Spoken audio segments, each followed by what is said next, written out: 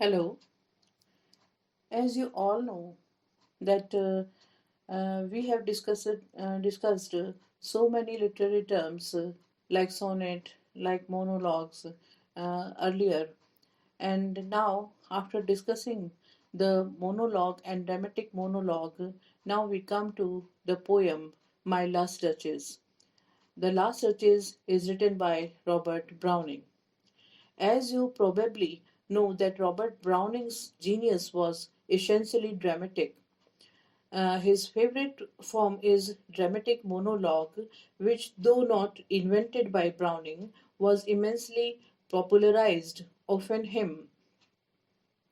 But being a psychologist, having his main idea to study the incident that to go to compose the development of the soul, Browning found this form to be extremely suitable to this purpose.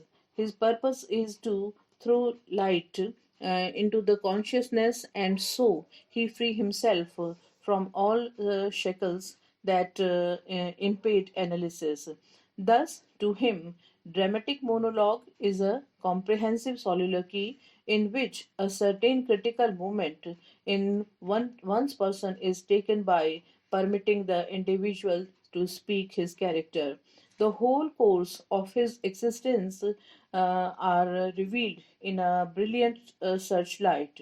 Now we will discuss his poem My Last Duchess as a dramatic monologue and see how far it interprets in the flow of the speaker's conscience.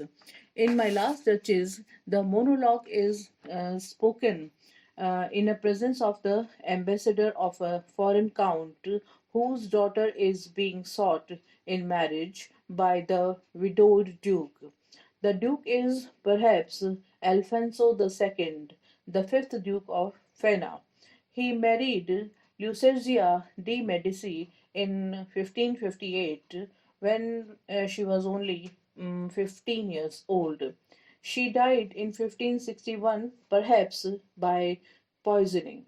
Here, the Duke exhibiting the portrait of his former wife to envoy.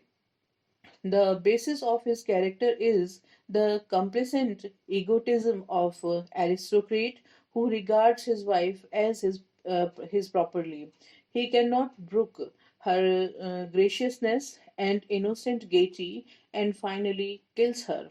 Browning adopts here one of his favorite method of character study while describing the childish nature of his last duchess. The Duke himself reveals his own narrow, hideous character. He is proud of his ancestral name and fame, and he is most jealous person even lived in this earth. He is too cruel to let his wife to live freely and fully. He is specimen of the decadent Renaissance. He is telling his companion that the depth and the passion of her earnest glance was not reserved for her husband only, but the slightest courtesy or attention was sufficient to call up that spot of joy into her face. To Duke, her heart was too soon made glad, too easily impressed.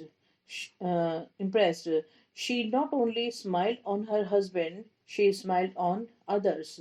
Duke said in the poem, I quote here the poem's line, uh, oh, sir, she smiled no doubt whenever I passed her, but who passed without much the same smile? As Duke shows, as she was his property, he could not tolerate this, and so he gave commands.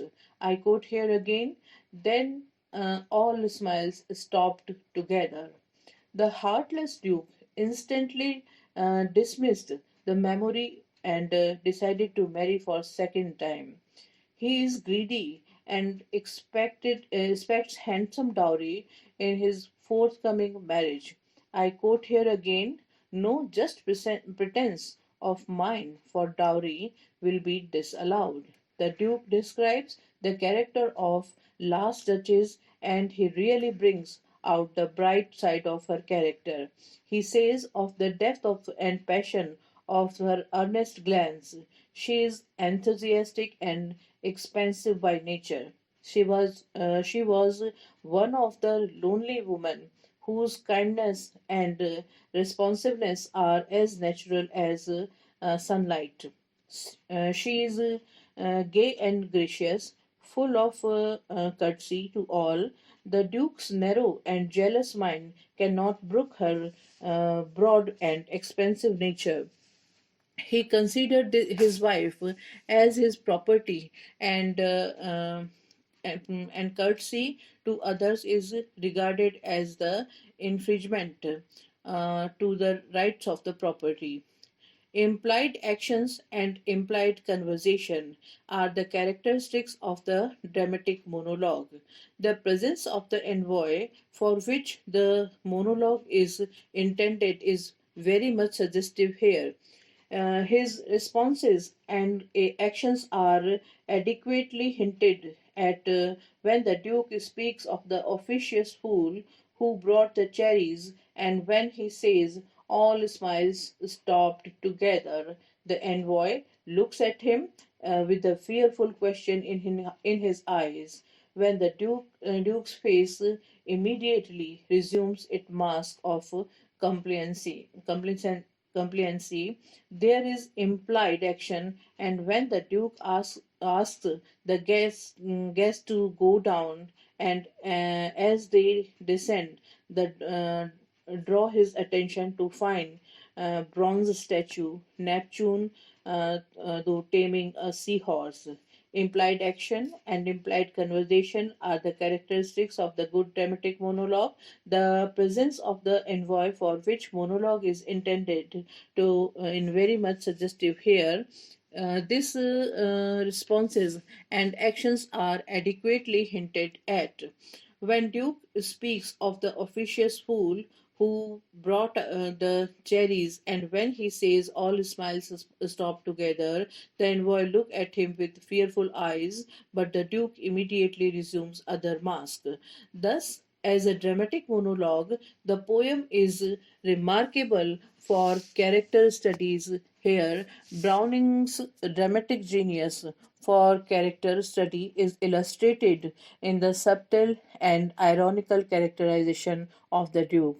Thus, the My Last Duchess is a good dramatic monologue, and this is best piece of literature by Robert Browning. Thank you so much.